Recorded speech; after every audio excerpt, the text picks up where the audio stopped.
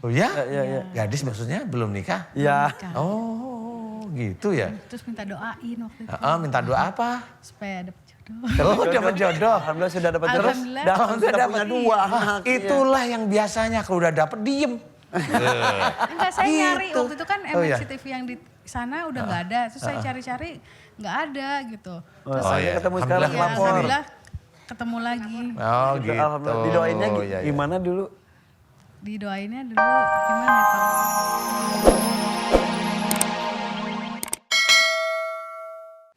Jadi memang diceritakan bahwa Allah itu satu, tunggal. Betul. Jadi pada waktu kita harus berlapang dada mengakui Allah satu itu bagi banyak orang itu sulit. Tidak segampang yang Tidak diucapkan. segampang diucapkan. Kita tahu Allah itu yang kita sembah. Kita tahu kita itu minta pertolongan hanya kepada Allah. Ya. Tetapi kenyataannya banyak saudara-saudara kita yang minta pertolongannya itu kepada yang bukan kepada Allah. Kita lihat satu-satu. Ada yang ke dukun. Nah, nanti jawabnya kan ikhtiar. Terserah lu deh. Gitu kalau Jampi-jampi. Jampi-jampi.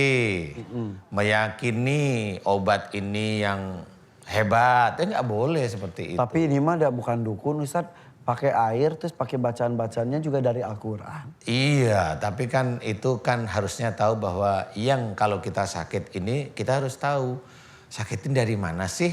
Di dalam Quran diceritakan wa ma asabakum min musibatin fa bima kasabat aidikum. Apa saja musibah yang kau terima, ini musibah yang kita terima nih. Iya. Itu disebabkan dari buah tanganmu sendiri. Kalau musibah itu dari buah tangan kita berarti musibah hubungannya dengan dosa kita. Nah, harusnya itu yang ketahui. Nah, selama ini ayat-ayat itu tidak pernah dipakai. Jadi kita yang muslim tidak tahu, dibutakan. Padahal harusnya paham. Oh kalau musibah itu kena saya berarti karena saya dosa. Kalau saya dosa berarti cara untuk melebur dosanya harus mohon ampun. Nah itu tobat. Nah di situ harusnya bukan kemudian kita dapat masalah musibah khususnya. Malah menghilangkan dosa. Lalu kita nggak dapat mohon ampun, belum mohon ampun kok dosanya sudah hilang, gimana caranya? Dan lucunya kadang-kadang beberapa orang atau banyak orang nih itu kalau sudah sakit dibilang melebur dosa tapi dia berobat. Nah ini namanya munafik. Kenapa munafik? Dia udah tahu kata dia sakit ini melebur dosa tapi berobat, jadi kan munafik jadinya. Harusnya kalau sakit melebur dosa udah nggak usah berobat. Diem aja di situ. Sakit gagal ginjal, diem aja nggak usah kemana-mana. Kalau Kan gitu. emang dianggap dosanya luntur. Kalau minta disembuhin berarti dosanya nggak mau dilunturin lagi. Nggak mau. Gitu, kesannya seperti itu. Makanya aku dikatakan munafik. Nah kalau tadi yang pengobatannya pakai air tapi pakai ayat-ayat gitu. Nah ya itu salah satunya. Makanya di dalam Quran juga diceritakan. Inna sholati wa nusuki wa mahyaya wa mamati lillahi rabbil alamin. Sesungguhnya sholatku, ibadahku, hidup dan matiku hanya untuk Allah. Berarti semua yang kita kerjakan dalam kehidupan itu hanya untuk Allah. Kita mau dakwah di siraman kalbu nih ya. Itu harus dari awal sebelum mulai sudah bismillahirrahmanirrahim. Nah ini sudah. Jadi pada waktu kita itu mau ngomong itu kata-katanya harus disusun. Kata-kata itu bisa mengenakkan orang lain yang lurus benar-benar ada di dalam syariat Allah kan gitu ya. Jadi disusun. Kalaupun mau bercanda yang ada di garisnya Allah, jangan bercanda itu mohon maaf nih ngejek orang. Jangan disusun sehingga orang itu paham bahwa ini kita ada di garis Allah. Nah ini yang namanya belajar untuk memberikan pengetahuan dan ikhlas semuanya kita kerjakan hanya untuk Allah. Betul, keikhlasan kita bersyahadat, keikhlasan kita kembali ke jalan Allah, keikhlasan hanya kepada Allah kita beribadah dan hanya kepada Allah kita meminta pertolongan. Keikhlasan yang membuat lapang dada dan membuat kita lebih sehat lagi. Insya Allah seperti itu ya betul-betul. Oke, kita ikhlas itu berarti melakukan sesuatu benar-benar tanpa embel-embel apapun. Hanya untuk Allah dalam hal ini ya Ustaz ya. Itu susah. Iya. Itu susah karena keikhlasan kan begini nih. Mamanya saya bekerja hanya untuk Allah. Mamanya ya. Kemudian kalau dia gajinya dimundurin 3 bulan kira-kira marah nggak ya? Marah, itu berarti nggak ikhlas. Tapi kalau mamanya, loh kan itu kan hak saya. Iya, manusiawi. Normal lah. Makanya yang namanya ikhlas itu tidak akan berhubungan dengan yang namanya kebendaan duniawi. Jadi dia digaji, alhamdulillah, nggak digaji, alhamdulillah. Itu ikhlas.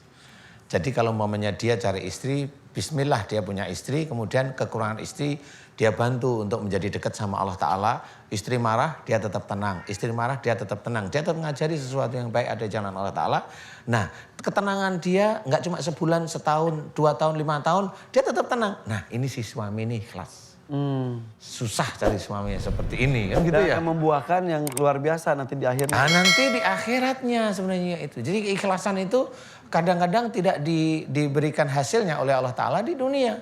Tetapi nanti di akhirat. Betul. Sama seperti itu. Jadi kita sama. Umpamanya lihat istri umpamanya. Atau suami yang begini begitu udah bawel. Ini nggak ikhlas. Berarti dalam bersuami istri tidak ikhlas. Dan untuk menjaga keikhlasan juga perlu perjuangan. Kadang-kadang godaannya juga banyak. Benar. Masukin uang ke canceling aja.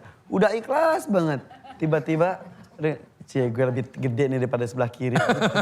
Iya. 2.000, ini 3.000. Iya, itu sudah mulai ada faktor riaknya juga. Iya, kayak seperti itu. Ya, jadi itu jangan sampai. Lah kita belajar lah ya Bu. Namanya ikhlas itu memang sulit. Itu ilmu tauhid yang paling tinggi. Sulit sekali. Ya, untuk mengakui Allah itu tunggal aja sulit. Saya bilang sulit kenapa? Kadang kalau mamanya kita berhutang nih ya. Saya mau berhutang pada Ibu Sumarmi mamanya ya. Udah yakin, wah insya Allah, kata-kata udah insya Allah pasti dia minjemin ya. Kita ke sana, Bu ini mohon maaf ini. Kemudian Bu, maaf Bu saya lagi nggak ada uang.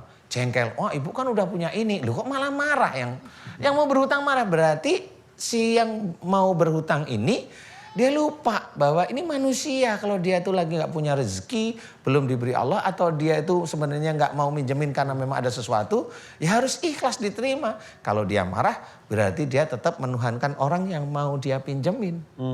Itu menuhankan karena dia tidak yakin sama Allah.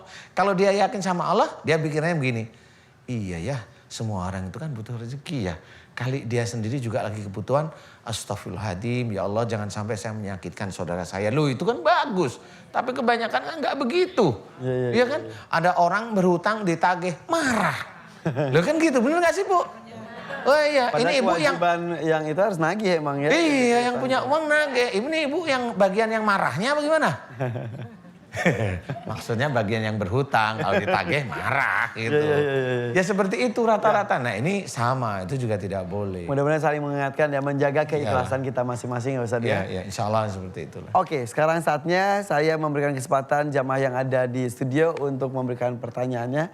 Silakan tunjuk tangan, ayo. Angkat tangan. Oh ada bayi sana. Itu aja dulu ya. Boleh. Halo, silakan sini. Ke depan yuk. Aduh, permisi. Iya. Wah, ada 2 anaknya. Sini maju ke depan yuk. Sini. Sini nak.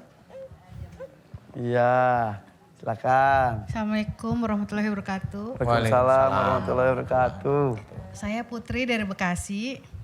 Saya mau menanyakan Pak Ustadz, anak saya ini sakit dari usia 6 bulan. Sekarang usianya berapa? Sekarang 1 tahun 3 bulan. Ya, berarti sudah hampir 8 bulan, 9 bulan ya. Udah ke dokter, ke mana-mana. Ini Sakit apa? dideteksinya TB kelenjar. Tapi pertamanya di sininya di dadanya keras banget. Sekarang sih udah lembek alhamdulillah. Sekarang ada di mandibula di kanan rahang bawah. Sama sekarang di jidat ada juga. Sebentar. Sebelah sini. Namanya siapa anaknya? Anaknya namanya Fabian. Fabian. Sebelah sini ya tadi ya? Iya, di sini. Iya. Besar, kadang besar nanti kecil lagi gitu. Dia kalau lagi membesar rewel. Membesar tuh kalau kondisi sedang apa? Kecapean atau enggak. panas? Kadang atau... harus ada obatnya, tapi obatnya itu kemarin saya konsultasiin lagi ke dokter itu nggak boleh diminum dalam jangka 2 bulan. Ini sedangkan udah lebih dari 2 bulan. Iya. Kalau diminum terus takutnya ada efek ke mata, ada kebutaan atau apa, nauzubillah min dzalik. Kalau pipinya kenapa Sama ini? gatal-gatal sekarang ini terus ditambah dia gatal-gatal seluruh badannya gatal-gatal. Bukan efek dari obat? Bukan, kata dokter alergi, udah ke dokter lagi. Tapi alergi udah dikasih obat juga nggak hilang-hilang. Ini Ya sini. Oh, menurut Pak Ustadz, saya bingung. Fabian namanya. Siapa namanya? Fabian. Fabian. Nama ibunya Bu Putri. Ini kakaknya? Askia. Askia. Tidak apa-apa kalau Askia. Askia gatel-gatel aja, memang dari kecil. Dari kecil Dari suka kecil gatal-gatal. ya. Fabian. Oh. Ini kalau saya amati memang benar sih kalau analisa dokter seperti itu boleh nggak apa-apa. Tetapi saya melihat memang pasti beliau punya obat yang hebat lah untuk menyelesaikan analisa beliau ya, untuk menyelesaikan analisa beliau maksud saya. Kalau memang ini sudah dicoba nggak berhasil berarti ini di luar perkiraan lah istilahnya. Nah kalau saya malah berpikirnya begini untuk menganalisa saya ya. Bukan berarti kita adu argumen dengan para dokter, enggak sih ya. Kalau saya malah lebih suka kalau orang sakit itu referensinya itu dokter. Saya bilang referensi ya. Referensinya dokter. Tapi kalau Mbak Putri sudah ke dokter, ini ya sudahlah, ini berarti sudah pening cari pengobatan kan gitu ya. Ini kalau saya amati begini Mbak Putri, ini kayaknya memang ada istilahnya kalau obat itu ada kontraindikasi istilahnya. Jadi sebenarnya ada si adik siapa namanya? Fabian sama adik siapa namanya? Askia ini sama-sama. Cuma adik Fabian ini dia ada ilmu dari kakeknya atau uyut-uyutnya ini yang ada di dalam diri dia. Adik ini juga iya sama. Kalau adik ini hanya ilmu itu wujudnya kayak keselamatan. Kebalik ya. Biar nggak bunyi. Biar nggak bunyi. Jadi ini hanya keselamatan, tapi keselamatannya ilmu. Saya belum bercerita tentang syariat ya. Isinya hanya keselamatan. Kalau adik Fabian ini isinya macam-macam. Nah pada waktu dia minum obat kayaknya ilmu itu nggak suka. Ilmu nggak suka, jadi dia nggak suka. Memang ada ilmu yang bisa hilang, ngikutin kerja obat. Ada juga ilmu yang nggak mau dia, bentrok dia. Nah, ini ada ilmu dari eyang-eyangnya sebelumnya. Nah, saya yang saya mau tanya itu apakah emang benar ada dari ayah atau ibunya Mbak atau ayah suami atau kakek neneknya atau uyut-uyutnya itu yang dulu orang pintar. Ada neneknya atau orang tuanya nggak ikut ke sini? Neneknya ada. Mana? Sini nek. Ini ibunya Mbak Putri. Nih. Itu ada. Manggilnya apa? Ada nenek itu. Sini aja dulu. Di sini. Ya. Iya, Ibu kalau boleh saya tanya, apakah keluarga dari Ibu atau suami Ibu atau menantu, maaf nih ya, itu ada yang orang bisa, orang pintar? Nggak ada kayaknya. Kalau dari terah Ibu nggak ada? Nggak ada. Kalau dari suami? Nggak ada juga. Nggak ada apa nggak tahu? Nggak tahu Oh kalau nggak dari tahu suami. tuh jawaban lebih bagus ya. Nah, kalau dari besan ada nggak cerita-cerita? Atau Mbak Putri pernah dengar suami punya ini? Nggak tahu? Nggak tahu. Iya sayang.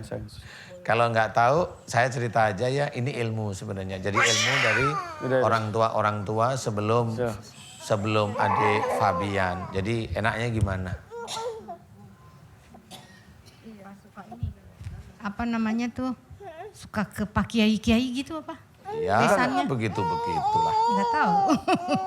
Kurang tahu. Ya, yang suka ke kiai siapa Ibu biasanya? Ada atau enggak? Nggak tahu. Enggak juga tahu, banyak nggak tahu. Iya. Kalau Ibu barangkali dulu kecilnya Mbak Putri? Mbak Putri pernah gitu gatal-gatal juga dulu waktu kecil atau tidak? Nggak pernah. Nah ini makanya ada kok aneh gatal gitu semua. Ini gatal. Tapi sekarang juga sampai ke saya gatal-gatalnya sampai ke seluruh badan gitu kayak panas gitu darahnya. Tapi udah minum obat alergi pun saya tetap panas.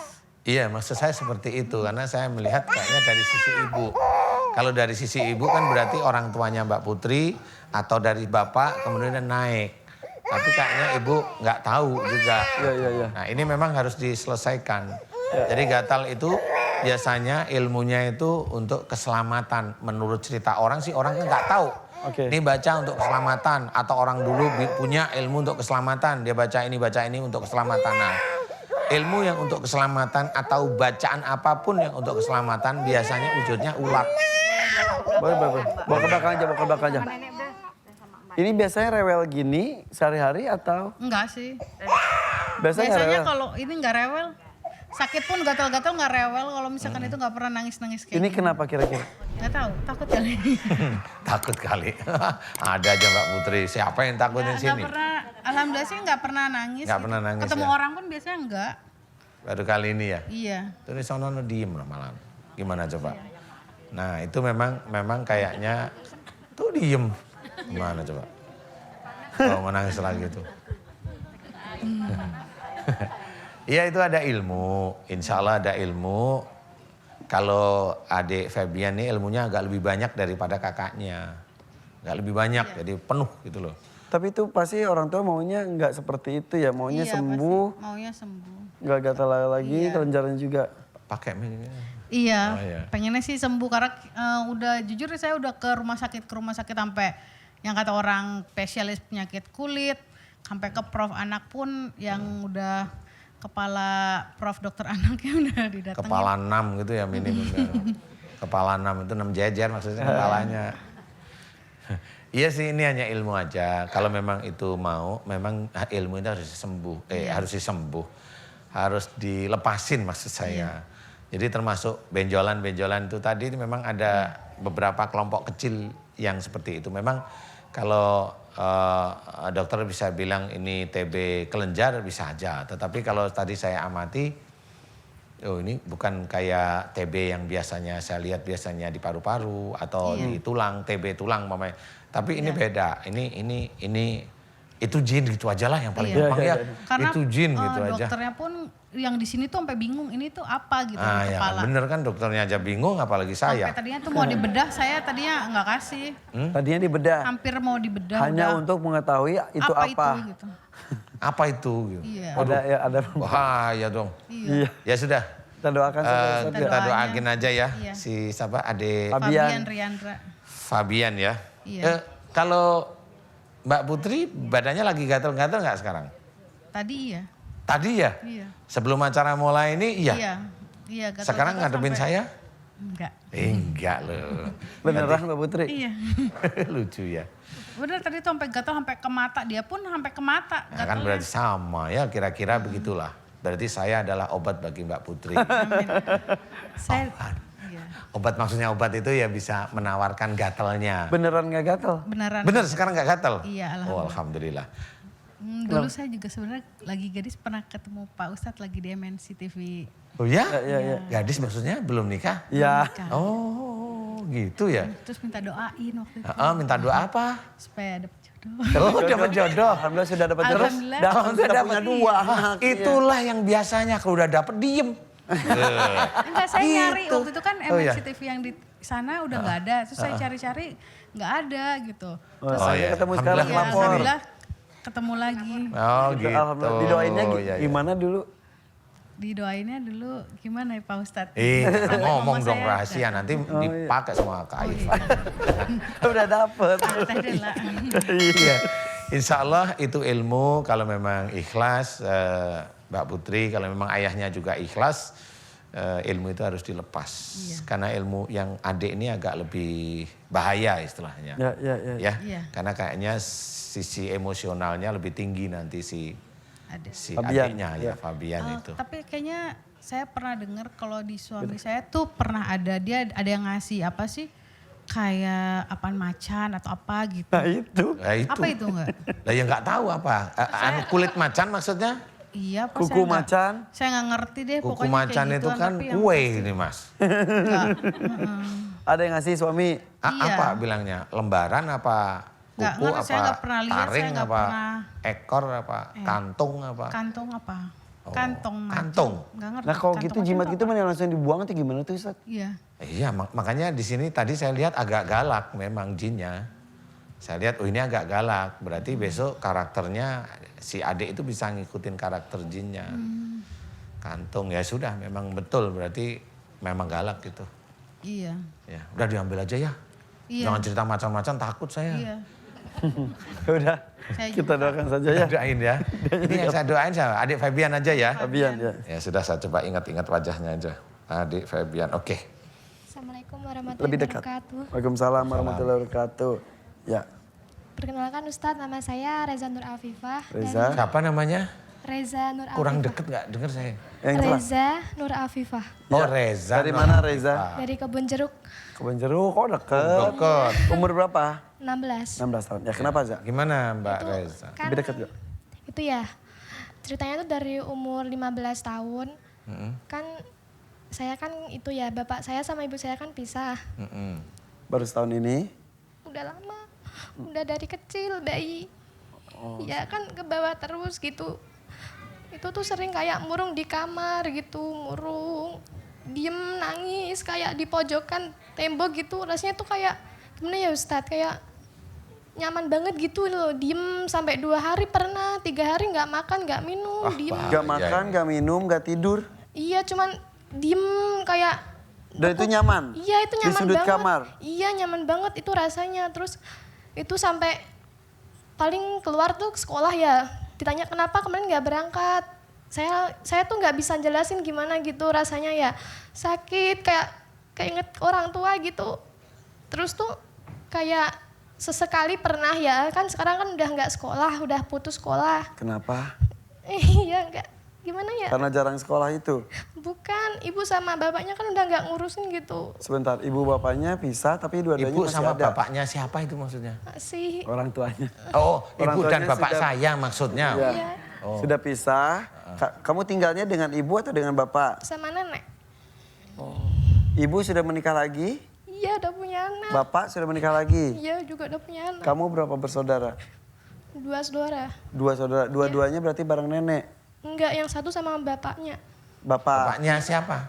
Bapaknya saya. Bapaknya saya. Berarti- Bapak saya gitu loh. Hanya Reza. Kok kayaknya benci sekali sih sama bapaknya.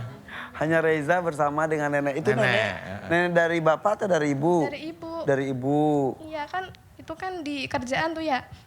Itu sering banget, sering nggak setiap hari tuh tahu kayak orang cewek tinggi ya nggak terlalu tinggi, dia tuh kayak berdiri tapi dari bayang-bayang sebelah sini dia berdiri kayak mau ngomong tapi dia nggak bisa ngomong, kayak gimana ya, kalau sehari tanpa ketemu dia tuh rasanya nggak gimana Tapi gitu. itu nyata atau enggak? Iya tapi kayak bayang-bayang kan pernah cerita sama ibu bos saya.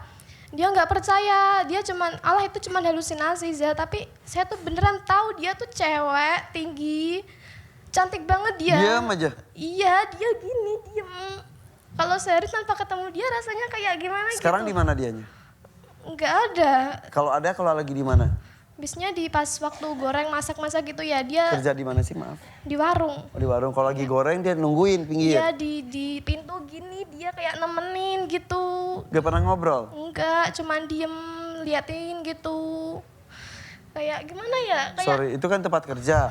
Kok pulang ada juga? pulang biasanya kayak pas malam gitu mau ke kamar mandi, dia mesti ketemu. Ada lagi? Iya, Diem lagi? Iya, dia kayak sehari 2 kali lah. Kayak minum obat dong. Bener itu gimana ya? Kayak setiap hari tuh rasanya dihantuin terus gitu loh. Kayak gimana sih sosoknya tinggi? Tinggi, cewek, Cantik. cantik banget dia. Rambutnya panjang sih, cantik bajunya? kayak baju biasa.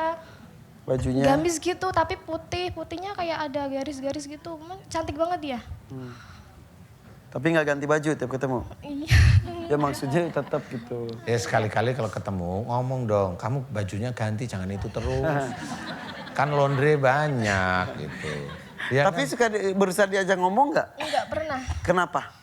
Dia cuman diem Ya liatin. kamunya nggak? Hei, kamu siapa? Nggak gitu? Takut, di telinga rasanya kayak ditutupin gini kalau ketemu. Kalau ketemu dia kamu lebih ketakut atau sudah biasa? Iya. Akhirnya kangen kau nggak ketemu? Iya pas waktu umur 11-12 tuh rasanya kayak kangen apa tuh takut ya, takut. Kan setiap hari ditemuin terus udah biasa-biasa sih, biasa aja. Justru kalau nggak ada kamu Kok iya ya gitulah kayaknya kayak udah temenan gitu. Aduh, malah nakutin ini. Ini. Itu pas kalau dia datang itu ya Pak Ustadz. Itu pas dia datang tuh rasanya kuping tuh kayak Telinga kayak ada nutup, kayak Iya, di ruangan tutup. tertentu. Ini di sini tuh, di sini di perut terusnya kayak kenceng kayak dipegangin gitu, kayak dipeluk gitu rasanya. Kayak dipeluk. Iya, tapi cuman di bagian ini doang. Oh, di perut aja. Sakit, pengen gini ya nangis, nahan itunya sakitnya itu. Oh, gitu. Berarti memang dia sudah masukkan anak buahnya ke perutnya. Kayak Reza. sholat aja.